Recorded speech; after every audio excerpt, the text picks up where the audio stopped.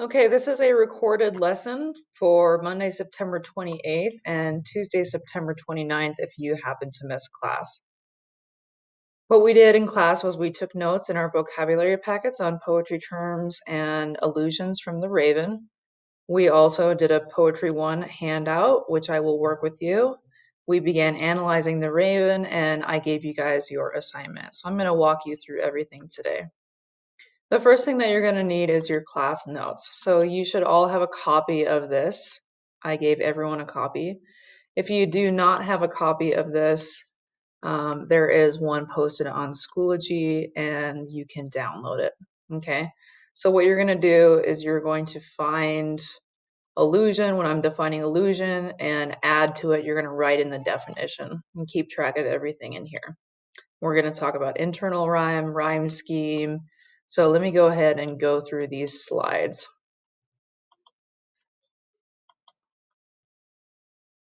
So at any point in time, you can stop, pause, and take notes. And so I'm going to go very quickly so that my video is not super long.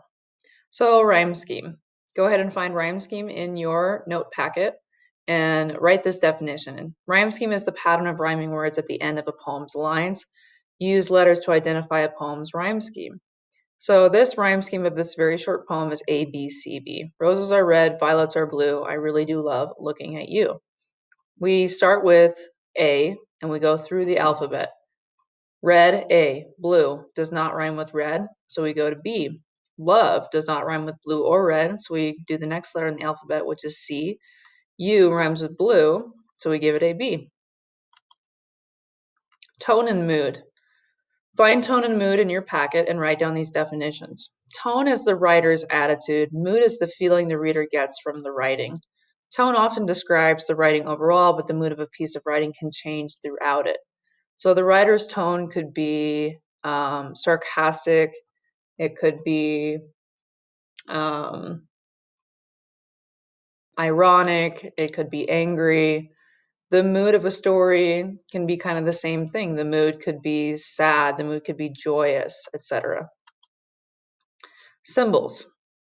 Find symbol in your packet and write the definition. A symbol is a word or object with its own meaning, but then it also represents another word, object, or idea. If I were taking notes, I would say a word/object representing another word/object/idea.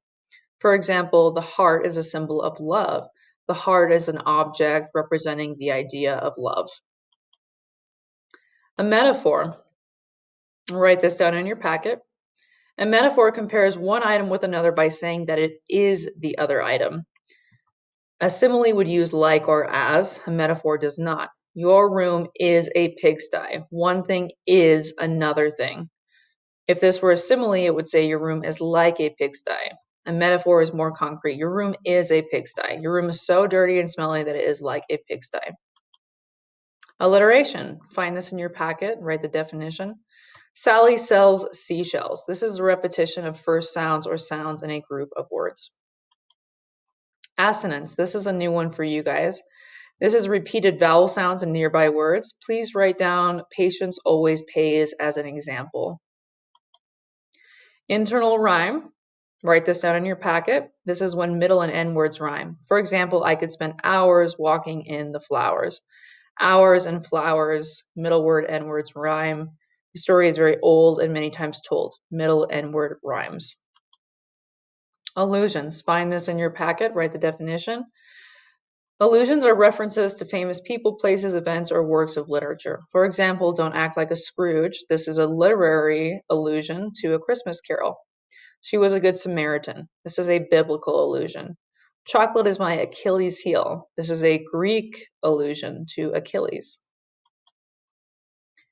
These notes are going to go in your composition notebook. You're going to title these notes Raven Notes and put the date, 9/28 or 9/29, whatever day you are, A or B day. Underneath Raven Notes, we're going to go ahead and talk about different kinds of mythology of ravens. In Greek mythology, Apollo, who's the god of prophecy, this is very important that you write this down, he is master of the raven. They are said to be a symbol of good luck. in Greek mythology, and they were the gods' messengers to the mortal world. This is also very important. In Norse mythology, we have Hugin and Munin. These are a pair of ravens that fly all over the world, which is called Midgard in Norse mythology, and they bring information to the god Odin. It's important that you write down that Hugin means thought and Munin means memory or mind. This is an 18th century manuscript from Iceland, and we have Odin here, there's his name, and Hugin and Munin sit on his shoulders. Other cultural depictions of ravens. The Native American mythology sees the raven as the creator of light and as a trickster figure. This is the only thing you need to write down for this. The rest of this is extra. It's very interesting because as the maker of light, the raven symbolizes the ultimate creator of all things. Also, as the trickster figure, he is like a catalyst of mischief and mayhem. While he's mischievous and he's kind of selfish, at the same time, he does teach lessons about life. You don't need to write this down, but in Swedish folklore, there are ghosts. They are the ghosts of murdered people without Christian burials. In German stories, they are damned souls who are then trapped into the raven's body. Write this down. This is what you would think of if I asked you to tell me about a raven. They are black. They have black plumage. Those are feathers. They have this loud, annoying croaking call. And diet of carrion. This is decaying flesh. This word came up in The Outsider as well. This bird is considered ill omen or a bad omen. And then because ravens eat decaying flesh, they are scavengers. They are associated with death. So make sure to write that down as well. Pallas, otherwise known as Athena, is an illusion that comes up in the raven. In Greek mythology, she was the goddess of wisdom. This is the most important thing that you write down. Write down that Pallas Athena is the goddess of wisdom. This is extra information you don't have to write down. She's also the goddess of fertility, the useful arts, and prudent warfare, otherwise known as like strategic warfare. She's the goddess of wisdom because, as you can see in this picture, this is her birth. She was born fully formed from Zeus's head. That's how she was born. So she is goddess of wisdom. She came from his mind. Pluto, otherwise known as Hades, he is the god of the underworld and judge of the dead. We know him mostly as Hades. This is his dog named Cerberus, the three-headed dog. He gets kind of bored down in the underworld. He's kind of abducts people every once in a while. You don't have to write this down. What's interesting is in The Raven, we have a narrator who is alone sitting in his chamber, and he's very lonely and sad. When he first encounters the raven, when the raven flies into his house after sort of knocking on the door and kind of scaring him, the raven significantly lands on the bust of Pallas, which is symbolic in certain ways. But also, the narrator jokingly accuses the raven of having emerged from, quote, the night's Plutonian shore. Make sure that you write this down. And this is essentially the border between the worlds of the living and the dead. That is the end of your notes. What we did next was, let me go back to our slides.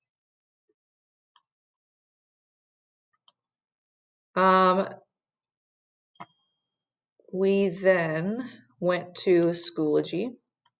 So go to Schoology and go to my class. And here's the assignment, Raven Stanza Analysis. So whatever class you're in, go ahead and click on the link. So I'll click on 1A.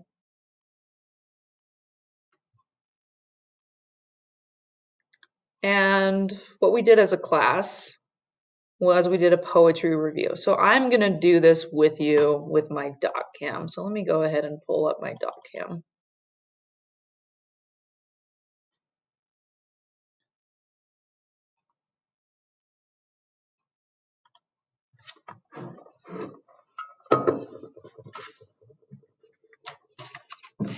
So this is the same thing that is on your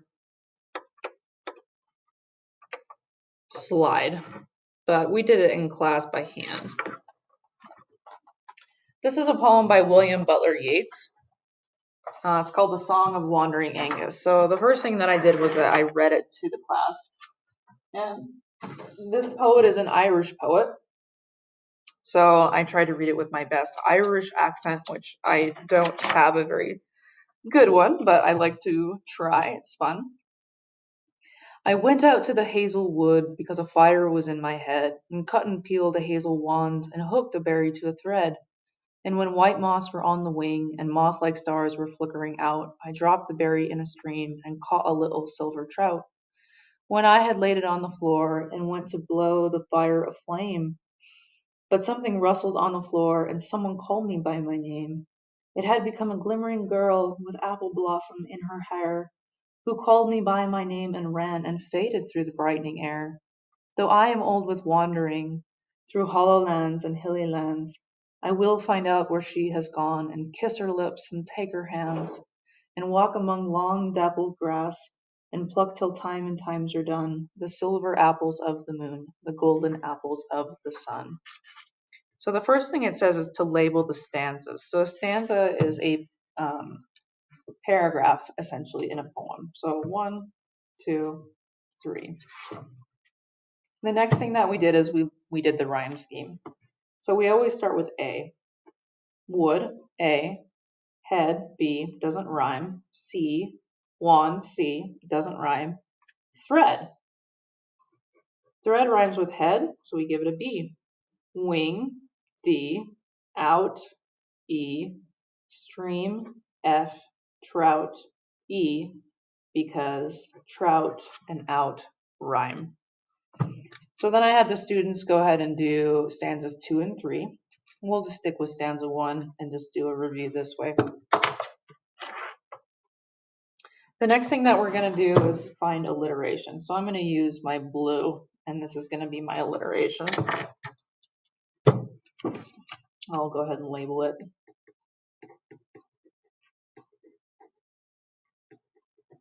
I'm going to do assonance and repetition as well.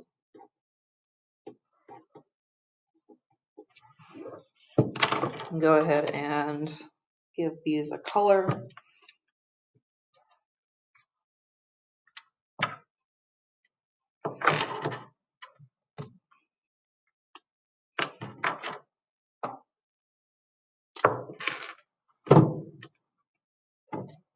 Okay. So let's start with alliteration. I like to do doubles. I think doubles are fine. So went and would. Remember, alliteration is beginning consonant sounds.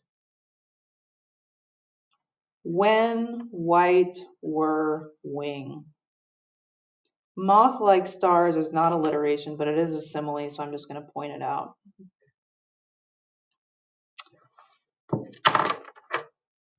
We have our first case of assonance, which is little silver. Little and silver have the same vowel sounds. We have some repetition in this stanza. We have a bunch of ands, and cuts, and hooked, and when, and moth, and caught. Second stanza, let's look for some alliteration. We have fire aflame, glimmering girl, her hair, and I think that might be it for that stanza. I can't remember if there's anything else, but if there is, I'll come back to it. Hollow, hilly, her hands, till time, times, could be repetition too.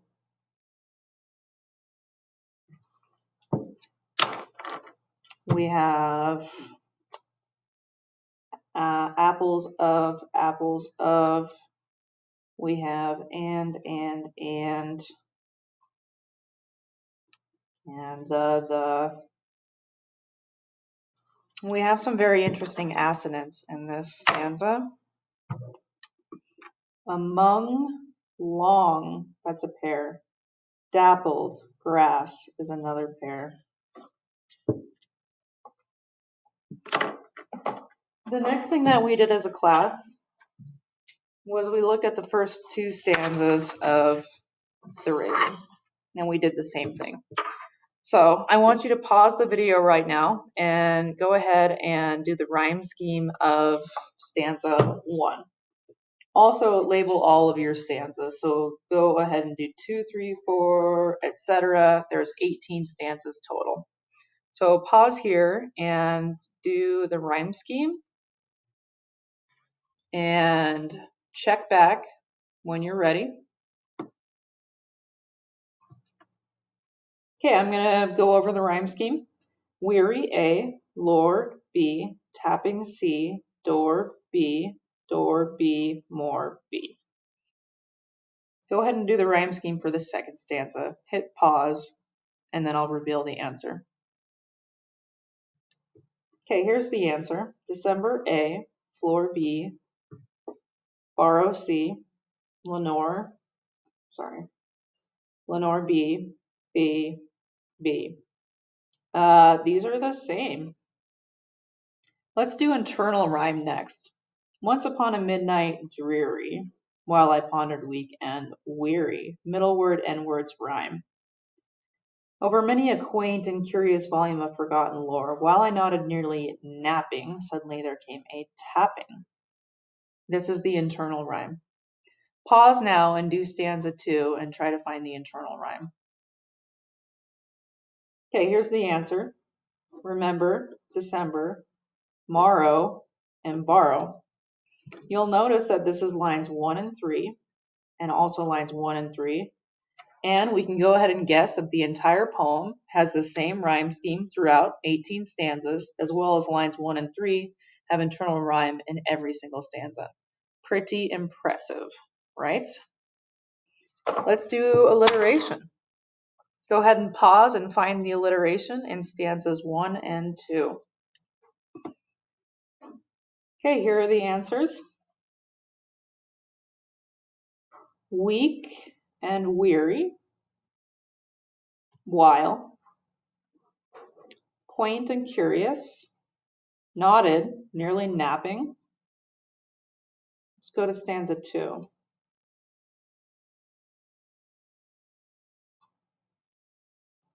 Surcease, sorrow. I'm only going to do this part because sorrow and sorrow are repetition. So I'll show you in just a minute. Rare and radiant. Let's do repetition now. Tapping and tapping. At my chamber door. At my chamber door. Rapping, rapping. Do stanza 2. Hit pause. Okay, here's the answer for repetition in stanza 2. Sorrow, sorrow. Lenore, Lenore.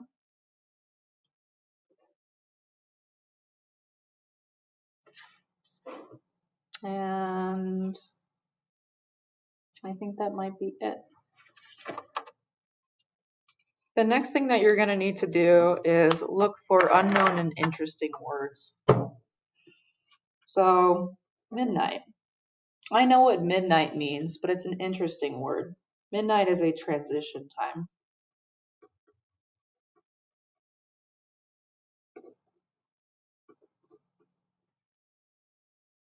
Pondering is a kind of an interesting word about like thinking. I like that word. Quaint.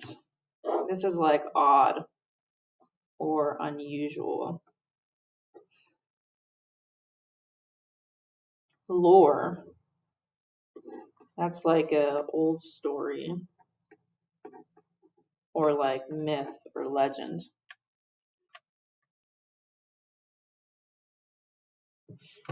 I think that's pretty good for some interesting vocabulary. The next thing that you're going to need to do in your assignment is do a summary. Write a one-sentence summary about this stanza. So what we have here is a man who is pondering. He's very tired. He's reading some old stories, some old myths, some old legends. He's kind of nodding. He's very tired. He might fall asleep when all of a sudden he hears a tapping and he mumbles and says, it just must be some visitor. He's going to ignore it. Only this and nothing more. So my one sentence summary, I think I might say something like, narrator. I want to try and pack a good amount of detail in here, but simplify. Narrator is tired reading, almost falling asleep.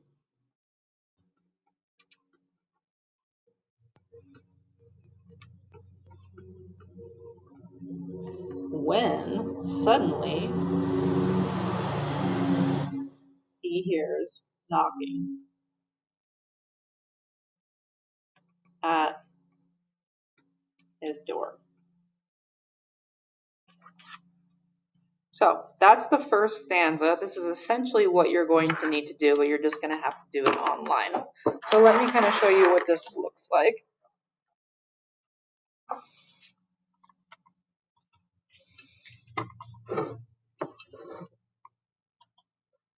So this is basically what you guys did. You did the poetry review. Here are the answers. These are your slide requirements. Each of you will get a slide and a stanza, and come ask me what your stanza is if you were absent. So here's stanza 1. I already did this with you, so let's look at stanza 2. Distinctly I remember it was in the bleak December, and each separate dying ember wrought its ghost upon the floor. Eagerly I wished the morrow, vainly I had sought to borrow from my books surcease of sorrow. Sorrow for the lost Lenore, for the rare and radiant maiden whom the angels name Lenore, nameless here forevermore. So first I did my rhyme scheme, A, B, C, B, B, B. And remember in December, internal rhymes, morrow and borrow internal rhymes, they are underlined. Surcease sorrow, I've already done all of this. So I think what I'll do now is just show you these words. Bleak meaning harsh, so it's this sort of harsh, not hopeful December. December is an interesting month to choose, and I think it's sort of metaphorical because if spring is rebirth, then December before the new year would be death. So kind of like the death, the end of the year, it's a bleak December. Each separate dying ember, rot means made or created, so the embers from the fire are like casting shadows, a ghost upon the floor. This is a very cool line, a really nice image in your head. Eagerly I wished the morrow is tomorrow. Vainly, unsuccessfully, I had sought to borrow from my books surcease of sorrow. Surcease is to put an end to cease. So he's looking to end his sorrow from some books. And we learn why he's sad. He's sad because he lost someone named Lenore.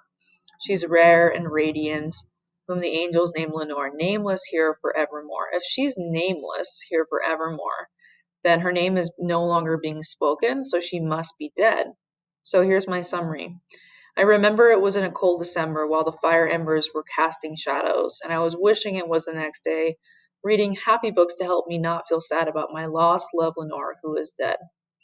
Part of your slide requirements are to summarize, like we talked about, and also to find 1 or 2 pictures and get creative and explain why you picked them. So I picked this picture because it's a man sitting by a fire reading, but also a broken heart because we learn why he's so sad, because he misses his lost love. As you can see, this is class 1A. Students have already begun to work on their stanzas. So Carson put his name here. Levi, Haley, so they're working and they're already putting vocabulary in here. So if you were absent, you need to come talk to me and figure out which stanza you have. And if you forget anything, there are slides here at the bottom to remind you of the vocabulary which we went through, but it is also in this video. So what I did for the rest of class was I let students work. and I walked around and helped them as they worked, and I will do the same on Thursday. You guys will have class time Thursday. We will present these to the class, and you will stand in front of the class and share your slide while your class takes notes. That is the lesson that you missed. If you have questions, email me or talk to me during class or advisory.